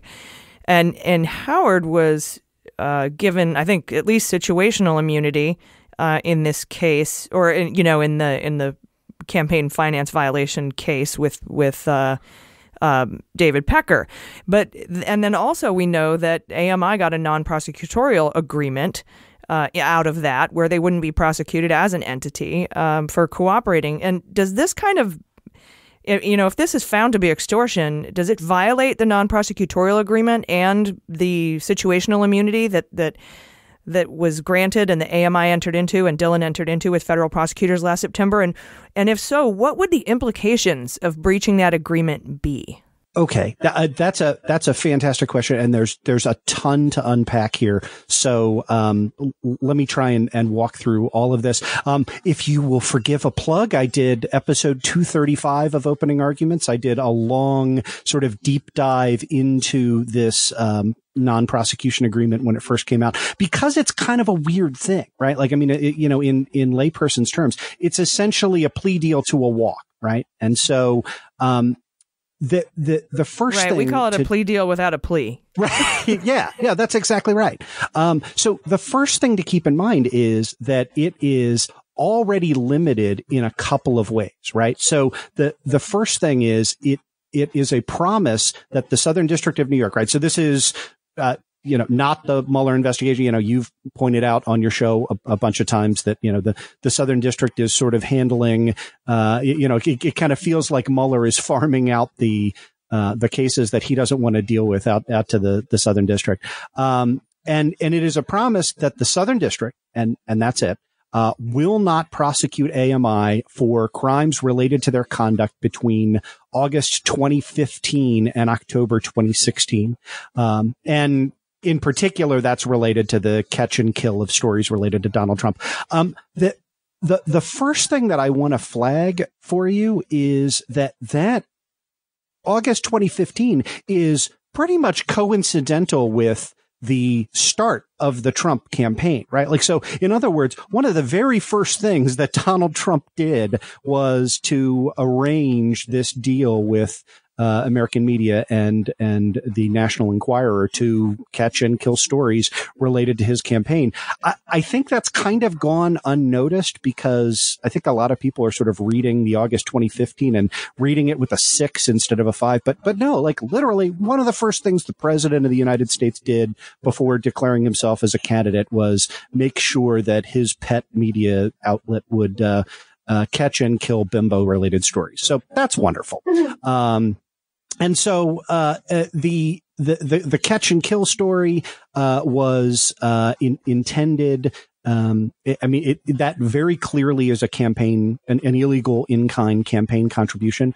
The FEC laws are super clear on that it is a thing of value that was not disclosed. So the non-prosecution agreement gives AMI immunity for that conduct, with the exception of criminal tax violations, right? So point one is the deal already would not include subsequent conduct after that period.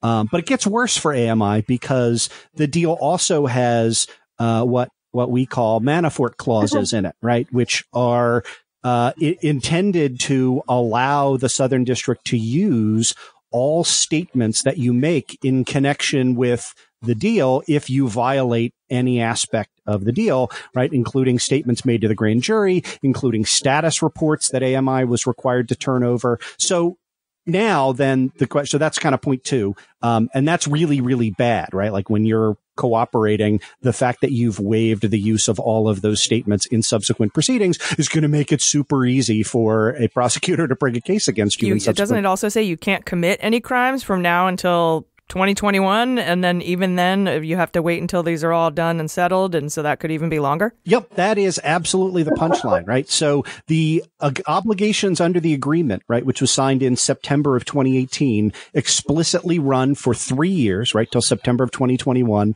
or the later of the date on which all prosecutions arising out of the conduct are final, which, could certainly be well past 2021, but at minimum, right, they run for 3 years. And as you point out, there are 5 ways in which AMI could breach the agreement. The first 4 are probably not impacted here. I mean, which is, a little odd to think about.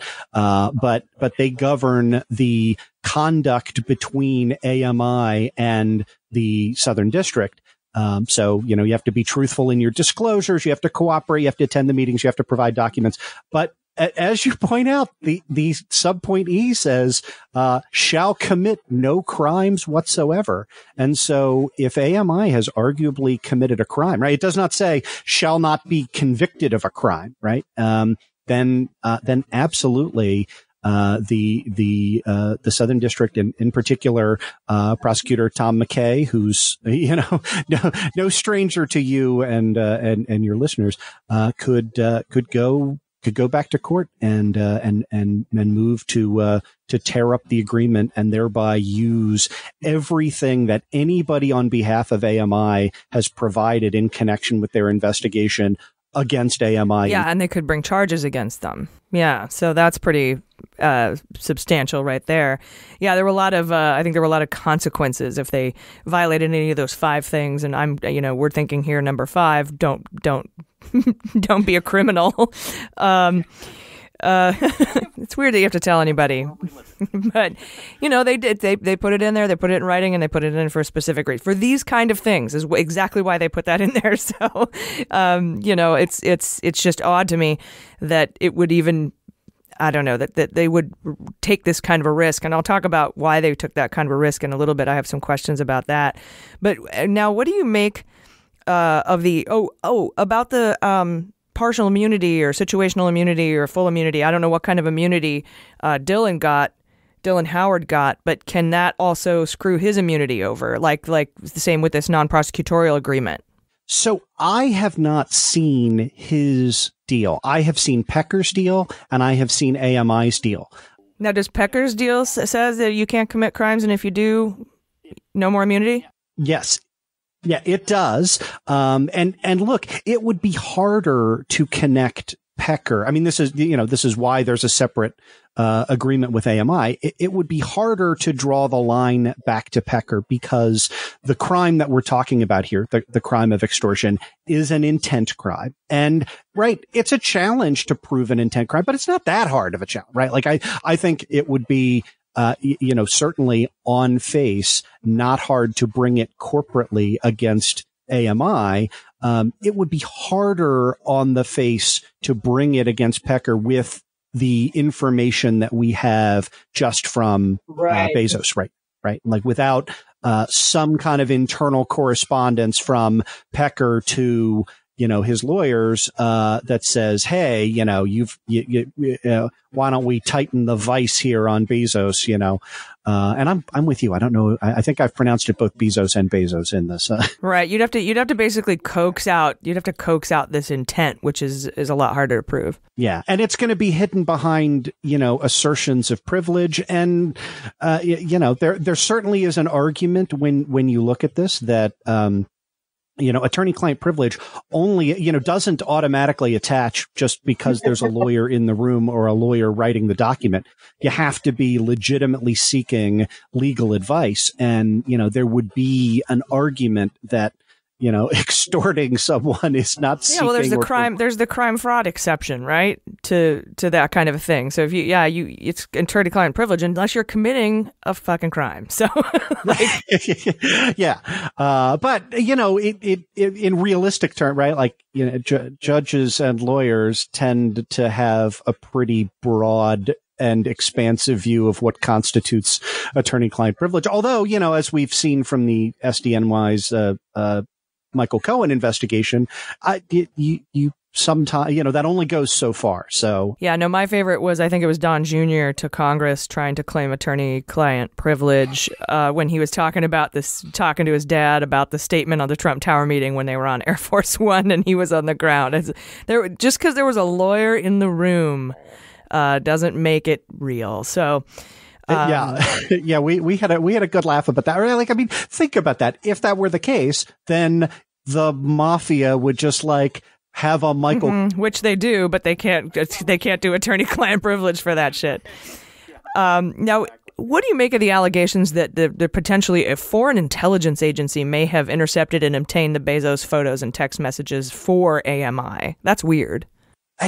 That's super weird. And I'd love to know your thoughts on that as well. Like I'll tell you where I'm a little skeptical, right? And that is the source of all of this seems to be from Manuel Roig Franzia, who's a reporter for the Washington Post. And again, I don't doubt that he's a good reporter, right? Like, but you have, right? Bezos owns the Washington Post.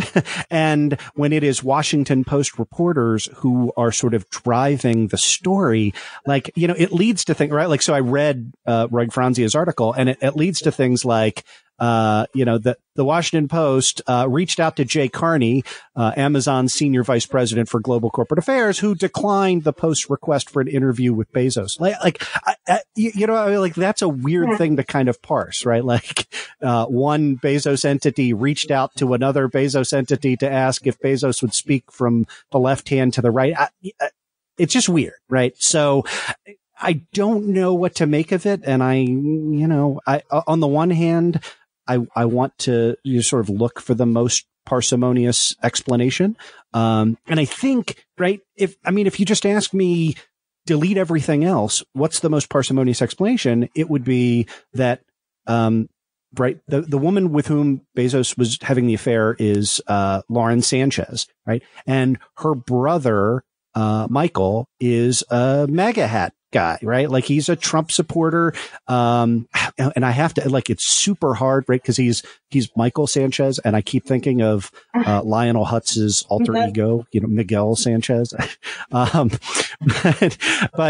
so, right. So Michael Sanchez has said, oh yeah, no, Bezos used to come down and hang out with my sister and I've met him. And so that seems to be, right, the easiest place whereby you would imagine that Trump, God, what if this is all just a giant long con, though, and she was just sent in to have an affair with him, and then that'd be crazy. Dude, who knows? That would be amazing. But right, so what? But what? there are kind of two things that make me, keep open the foreign intelligence aspect. And the first one is that in the email from John Fine to De Becker's attorney, Martin Singer, right? It's the last document that's in the Bezos Medium article, that contains the proposed terms. Proposed term number 4 is that AMI affirms that it undertook no electronic eavesdropping in connection with its reporting. So that just means they did. Is what that means. You're like, hey, how about you draw us a roadmap there, John Fine? Why don't you just tell us what to look for? Exactly. So that made me a little skeptical. And then also, when the Steele dossier first came out, I think I said on my show, come on, like this is just like, we're pretty lefty, but come on. And then of course, every detail. Nothing surprises me anymore, Andrew. Nothing. What do you think? How does it strike you with the? Oh gosh, I don't know. Somebody was saying MI6. Other people are saying Saudi Arabia, which seems to make more sense to me. Why would MI6 do that? I really don't know. Although what I do think, and I wanted to ask you about how Saudi Arabia might be involved in this, because as we know, the Inquirer loves Saudi Arabia and MBS, and it would make sense to me that they'd be in on this because they also hate the Washington Post, and we know why, because Jamal Khashoggi worked for the Washington Post, and so. Can you explain to us a little bit about what you think about Saudi Arabia maybe being involved in the connections between Bezos and the Washington Post and Khashoggi? Oh my God! Well, so this story is if it doesn't make you angry, then I don't know what will. Right? So the financial connection, I think Bezos lays out, right? Like there's a little hyperlink in there to an AP News story about how an AMI publication got access to the Saudi royal family, and then they put out this 97-page coffee table magazine, right? The new magic Saudi Arabia. It's beautiful and fantastic, and forget 9/11. Just forget that. Now look, forget 9/11. Let's talk about, the Khashoggi, what happened there was you had a long-standing veteran journalist, emigrates to the U.S. in 2017, starts working for the Washington Post, September 2017, report out just today that upon that contemporaneously with beginning to work for the Washington Post, the Crown Prince of Saudi Arabia, Mohammed bin Salman, says that he would go after him, quote, with a bullet, and that our intelligence analysts tell us that means, right? Yeah. Okay. Super odd that just came out after this Bezos thing, but. Yes, continue. No, it is. And so that, and then Khashoggi is at the Saudi consulate in Turkey, right, getting legal documents. He's kidnapped, beheaded on orders of Mohammed bin Salman, right? That's not just me, liberal podcast host, saying it. That's not the Washington Post saying it, right? That's the CIA's report. Right. And then in December, the United States Senate unanimously, right, that is counting the howler monkey contingent in the U.S. Senate, nevertheless unanimously passed a resolution saying Mohammed bin Salman was responsible for the murder of Jamal Khashoggi. And yet our game show host president said, well, could be, maybe does, maybe he doesn't. Right. Not the first time that Trump has just dismissed the findings of our national intelligence agencies. And then Saudi Arabia obstructed the investigation, right? It is just this behavior it would be an administration ending scandal for any previous president, right?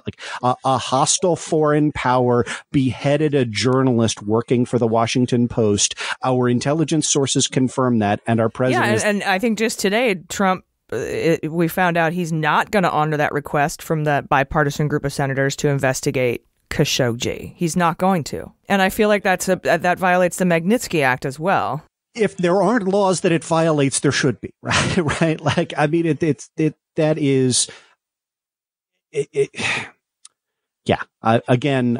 I mean, I'm just, sort of literally angry with rage right here. It just continues to be more validation that, our president does not have a notion of what it means to have civic obligations or be patriotic. And, that the only hope I see for the future is that I believe, and this may be hope after hope, that there are members of the Republican Party that, like, for whom... Well, that's what we thought too, and because it was the senators on the Senate Foreign Relations Committee in October that invoked the Magnitsky Act, giving Trump 120 days to report to Congress on his findings and how he plans to react.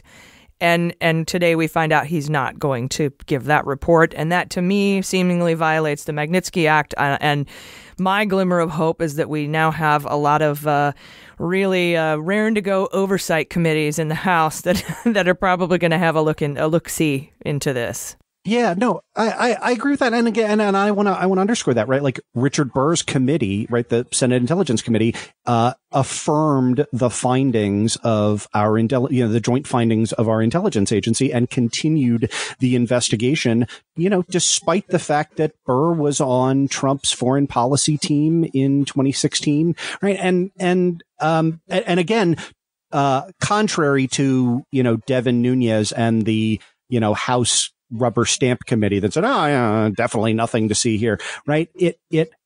And the reason, right? And again, right, Richard Burr, I am sure that Richard Burr and I disagree on 99% of politics, but I also think that Richard Burr does not want to see a hostile foreign power. Yeah, no, I'm with you. I think that there's a lot more credibility to the Senate oversight, and especially on the Republican side, than there was ever in the House.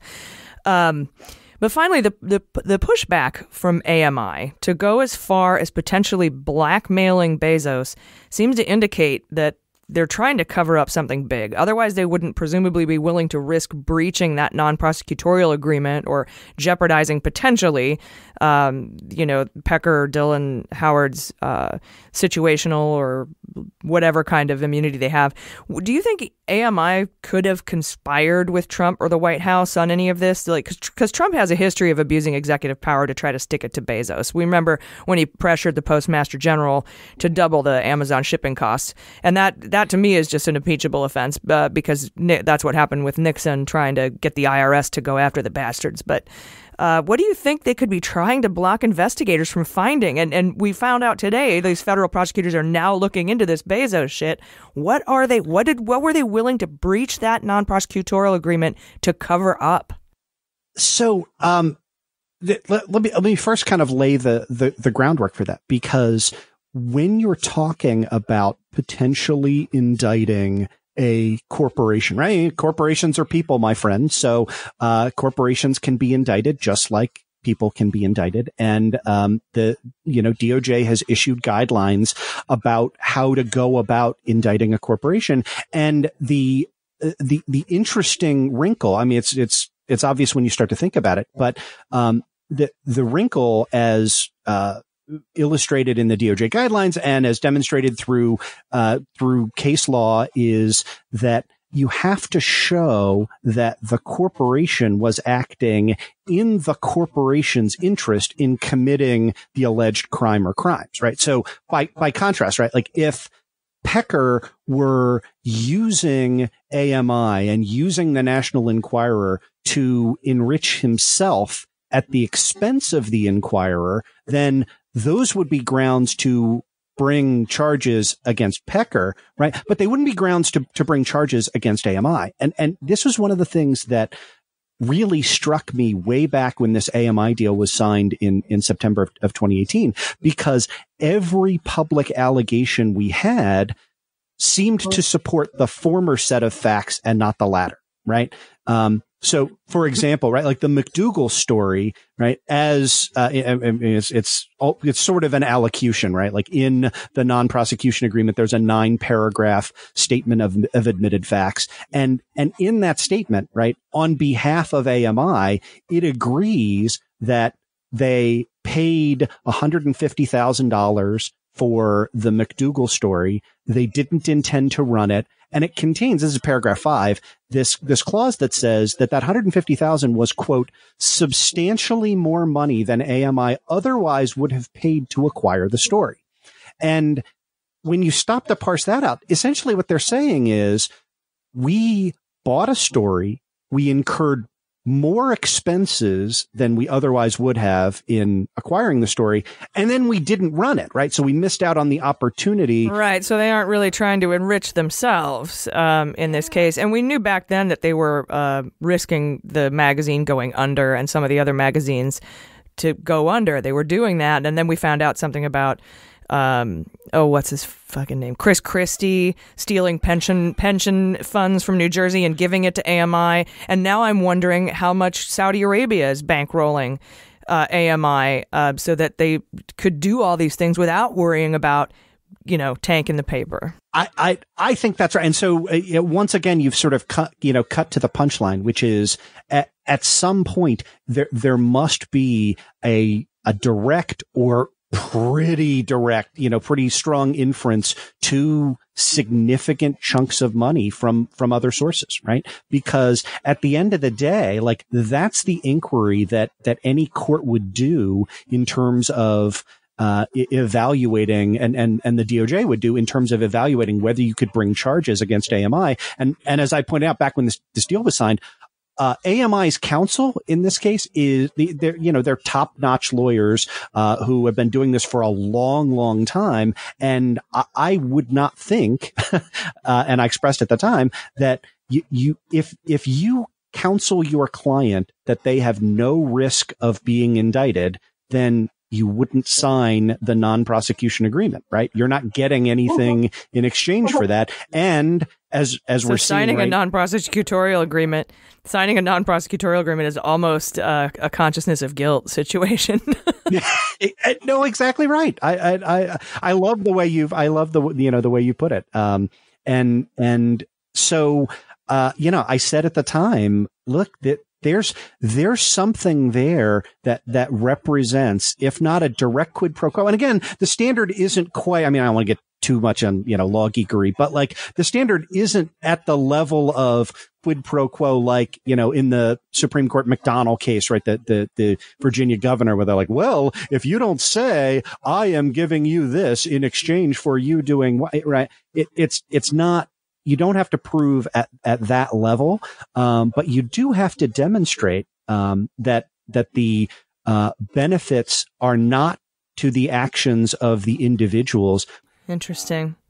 Well, I'm definitely fascinated by this, and I'm really excited to see what comes out of this investigation now that the federal prosecutors are looking into it, and hopefully we'll get to have you back on once we get the findings from that. And AMI is definitely, as an entity, going on my fantasy indictment league this week, so we'll see how it goes.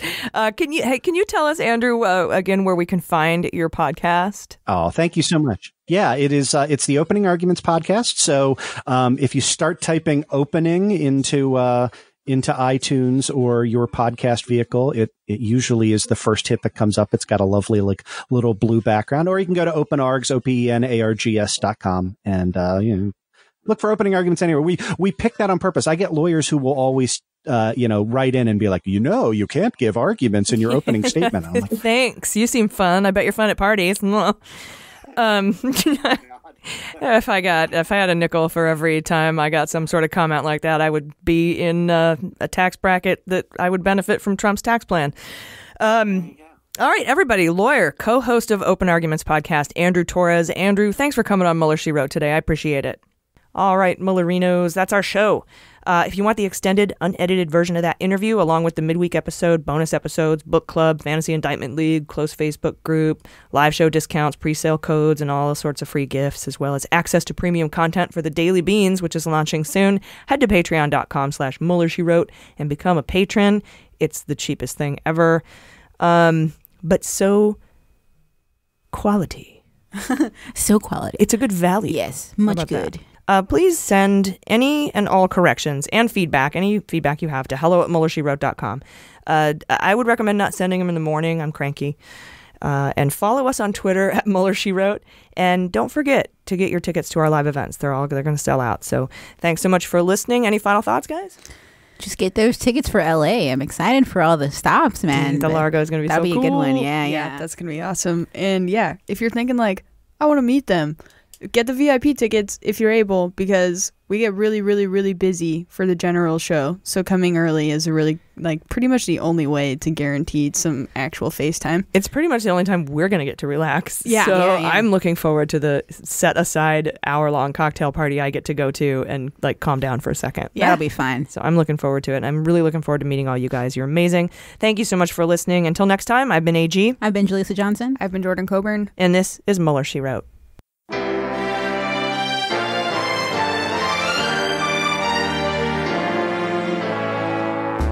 Mueller, She Wrote is produced and engineered by AG with editing and logo design by Jaleesa Johnson.